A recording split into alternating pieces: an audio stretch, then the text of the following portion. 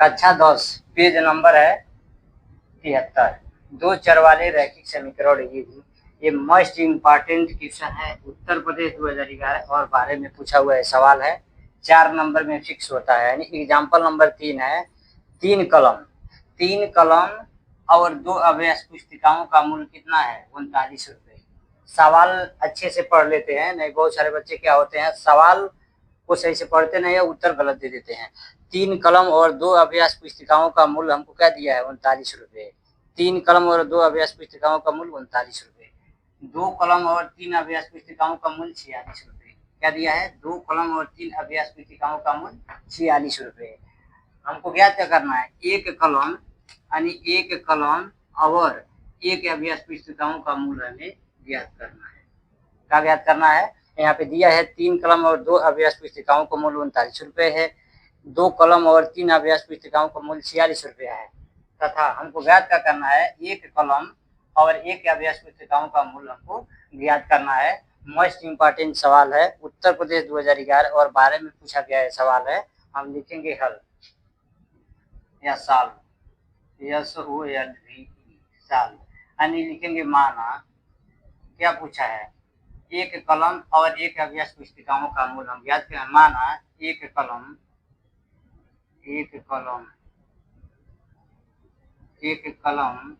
का मूल्य, माना एक कलम का मूल्य रुपये x है तथा एक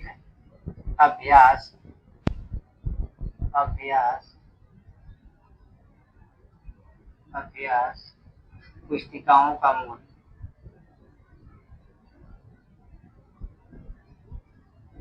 का मूल्य रुपये y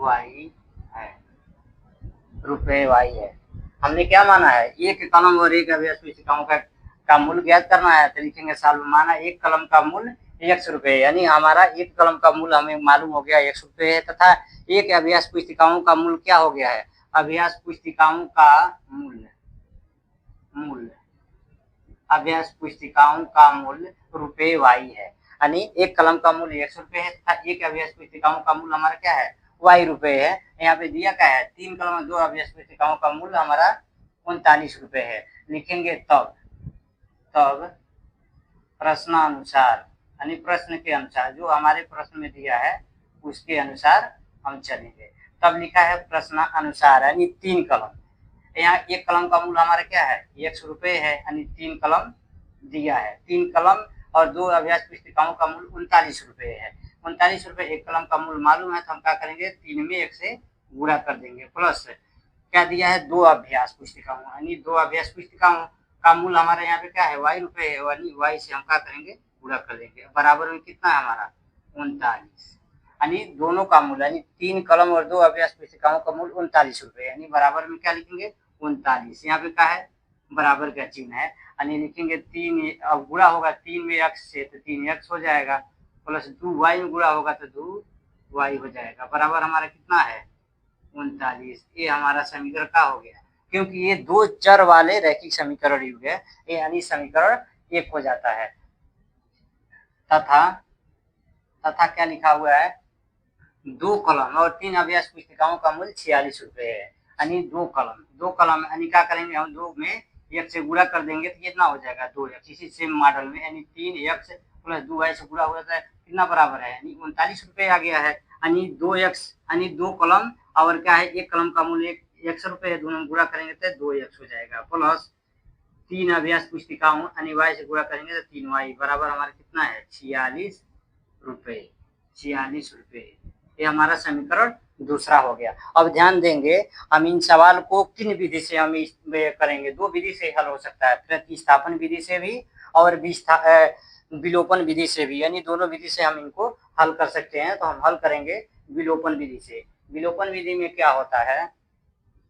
किसी एक पद में, यानी 2 पद दिया होता है, यानी x पद है, y पद है, किसी एक पद से पूरा कट जाना विलोपन विधि है, यानी किसी एक पद से पूरा कट जाना विलोपन विधि है। या y का गुणांक बराबर है तो y पूरा कट जाएगा, x का गुणांक बराबर है x, पूरा पूरा कट जाएगा।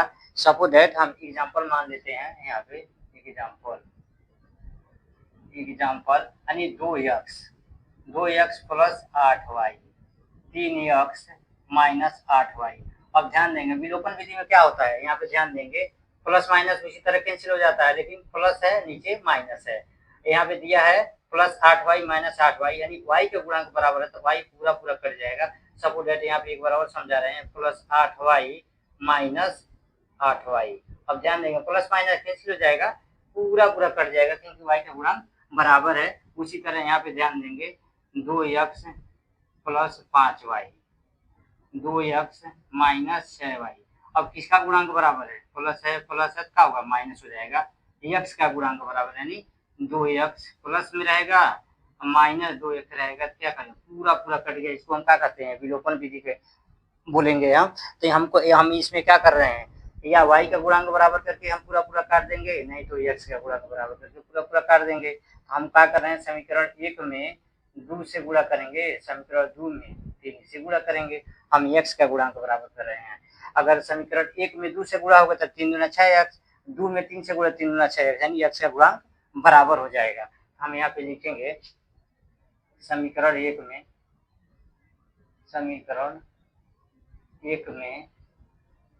2 से गुणा करने पर, समीकरण 1 में 2 से गुणा करेंगे, यहाँ लिखेंगे बराबर का चिन्ह। 1 में गुणा होगा यानी हमारा समीकरण सबसे पहले लिख लेंगे 3x प्लस 2y बराबर 39। हम इसमें गुणा किसे करेंगे, 2 से। समीकरण 1 में 2 से गुणा होगा, इसको क्वेश्चन में बंद कर देंगे, गुणा करेंगे 2 से।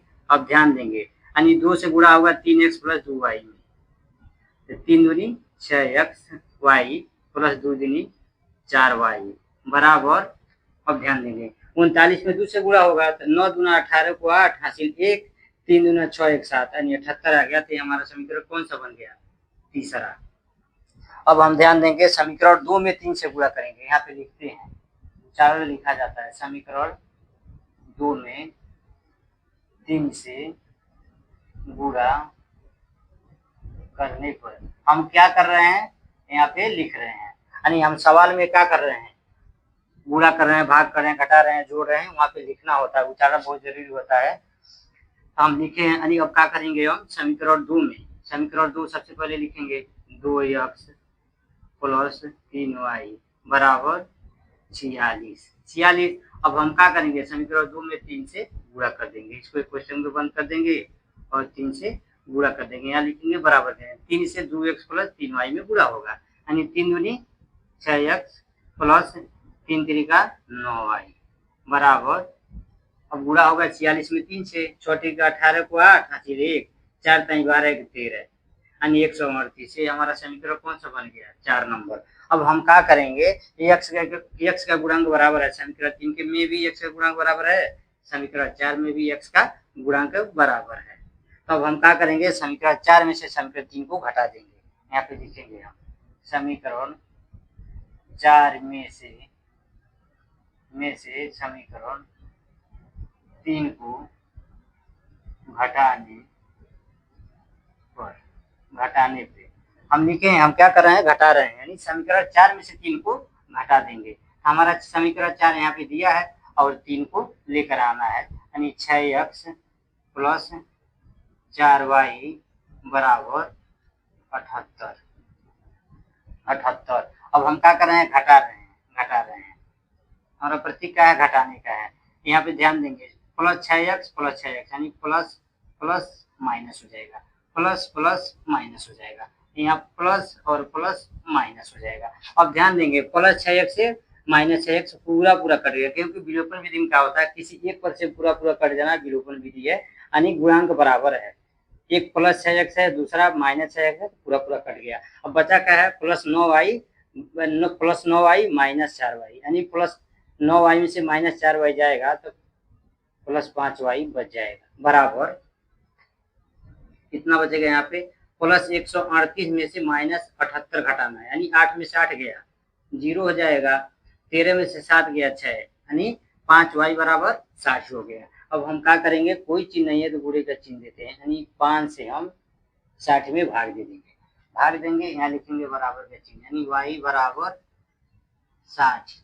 यहाँ क्या चिन्ह है, गुणे का चिन्ह है, भाग दे रहे हैं, यानी 1 बटा हो जाएगा 5, 1 बटा 5 अंश बटा हर, इसको भी अंश बटा हर कर देंगे, 1 से में 60 से 1 में भाग दे देंगे, यानी बराबर लिखेंगे y बराबर, अब अंश से अंश में गुणा होता है, हर से हर में, 60 एक कम 60, 5 एक कम 5, अब ये कट जाएगा, 5 एक कम 5 है, 5 एक कम 5, 12 पचे 60, 5 एक कम 5, 12 पचे 60, ये कट गया, बराबर y का मान हमारा कितना है, 12 बटा,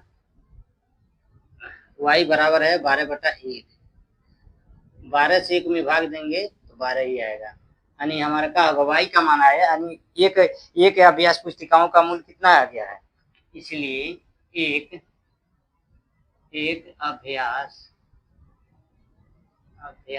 पुस्तिकाओं का मूल्य, पुस्तिकाओं का मूल्य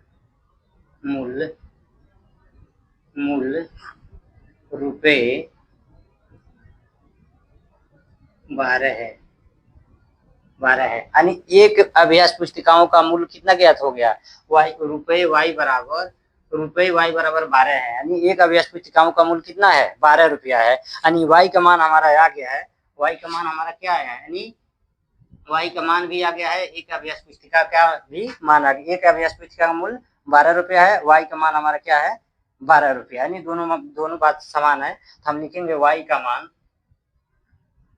12 समीकरण 1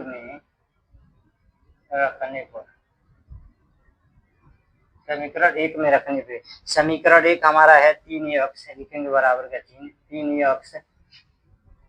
3x प्लस 2y बराबर कितना है, 39 है। अब हम क्या करेंगे, 3x प्लस 2, यानी 2y है, कोई चिन्ह है, गुणे का चिन्ह है, तो y का मान हमारा कितना है, 12 रुपये है, बराबर कितना है, 39, बराबर देंगे 3x प्लस, अब 2 गुणे 12 है, तो 12 दिन कितना होता है, 24, बराबर 39। अब हम ध्यान देंगे 3x प्लस 24 बराबर 39 है, 3x प्लस 24 बायां पक्ष है, 39 दाहिना पक्ष है, तो हम क्या करेंगे, बाएं पक्ष से प्लस 24 को हम पक्षांतर कर देंगे, पक्षांतर करेंगे, लिखेंगे पक्षांतर करने पे, प्लस 24 का पक्षांतर करने पे, पक्षांतर करने पर 3x बराबर 39 प्लस 24 आया, बाएं से दाहिने में तो माइनस हो गया, माइनस, बराबर लिखेंगे 3x बराबर, अब 39 में से 24 को घटाएंगे, तब 9 में से 4 गया, 5 बचेगा, 3 में से 2 गया 1, कितना बचा, 3x बराबर 15, यानी 3x बराबर 15, कोई चिन्ह नहीं है तो गुणे का चिन्ह, यानी 3 से क्या करेंगे, 15 में भाग दे देंगे, बराबर x बराबर हो जाएगा 15, क्या करें, किसी गुणे के चिन्ह है तो गुणे का, 3 से भाग दे रहे हैं, यानी 1/3 हो जाएगा, इसको भी अंश बटा हर कर लेंगे, अंश बटा हर, अब क्या होगा, अंश से अंश में, हर से हर में गुणा होता है, 15 एकम 15, 3 एकम 3 कट जाएगा, 3 एकम 3, 3 पचे 15, बचा कितना है, x बराबर 5/1, यानी 5 से 1 में भाग देंगे तो क्या होगा, प्राप्त हमारा 5 ही प्राप्त होगा। अतः लिखेंगे, अतः एक अभ्यास पुस्तिकाओं का मूल्य y बराबर 12, यानी एक अभ्यास पुस्तिकाओं का मूल्य 12 रुपये है, तथा एक कलम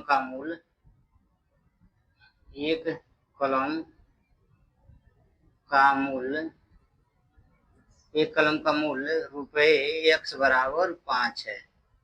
हमको ज्ञात क्या करना था, यही आंसर है, हमको ज्ञात क्या करना था, यहाँ पे ज्ञात क्या करना था, 3 कलम और 2 अभ्यास पुस्तिकाओं का मूल्य 39 रुपये है, 2 कलम और 3 अभ्यास पुस्तिकाओं का मूल्य 46 रुपये है, तथा एक कलम यानी एक कलम और एक अभ्यास पुस्तिकाओं का मूल्य ज्ञात करना था, हमने वो ज्ञात कर दिया। एक अभ्यास पुस्तिकाओं का मूल्य 12 रुपये है तथा एक कलम का मूल्य 5 रुपया है, यही हमारा आंसर हो जाता है।